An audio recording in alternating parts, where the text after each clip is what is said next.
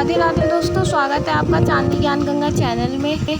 आज हम कामदा एकादशी व्रत की कथा सुनने जा रहे हैं। इसे पढ़ने व सुनने से सभी पापों से मुक्ति मिलती है एवं इसका फल अत्यंत फलदायी होता है। अगर आप हमारे चैनल पर नए हैं तो हमारे चैनल को सब्सक्राइब एवं लाइक अवश्य करें। तो इस साल कामदा एकादशी व्रत 19 अप्रैल यानी कि आज के दिन चैत्र शुक्ल की एकादशी व्रत भगवान विष्णु को समर्पित है।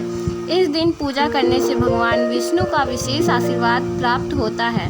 कामदा एकादशी को चैत्र शुक्ल एकादशी भी कहते हैं। हिंदू धर्म में एकादशी तिथि का विशेष महत्व माना जाता है। वर्ष भर में 24 एकादशी बनाई जाती है, जिनमें से प्रत्येक का अलग अलग फल और अलग अलग महत्व होता है। कामदा एकादशी के दिन श्रद्धालु भगवान विष्णु की पूजा करेंगे अथवा यह कथा सुनेंगे। आइए प्रारंभ करते कथा। पौराणिक कथा के अनुसार भगवान श्री कृष्ण ने धर्मराज युधिष्ठिर को कामदा एकादशी की व्रत की कथा सुनाई थी। इसके अलावा भगवान राम के पूर्वज राजा दिलीप ने भी कामदा एकादशी का महत्व और कथा गुरु वशिष्ठ से सुनी थी।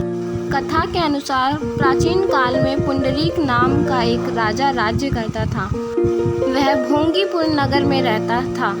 राजा प्रजा का ध्यान नहीं रखता था और हर वक्त भोग विलास में डूबा रहता। उसके ही राज्य में एक पति पत्नी रहते थे जिनका नाम ललित और ललिता था। दोनों आपस में सच्चा प्यार करते थे।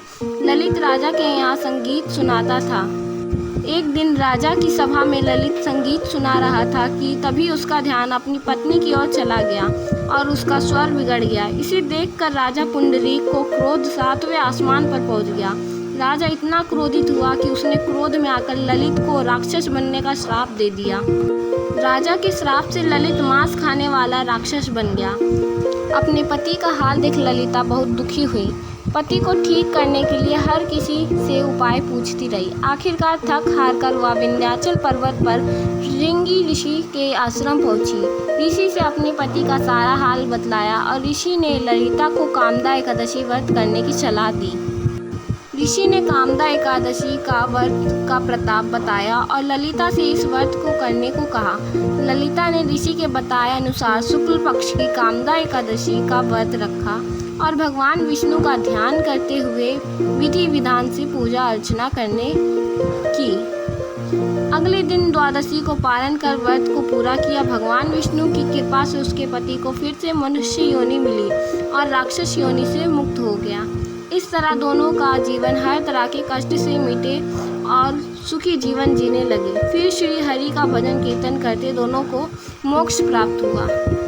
तो इस प्रकार दोस्तों कामदा एकादशी व्रत कथा पूर्ण हुई।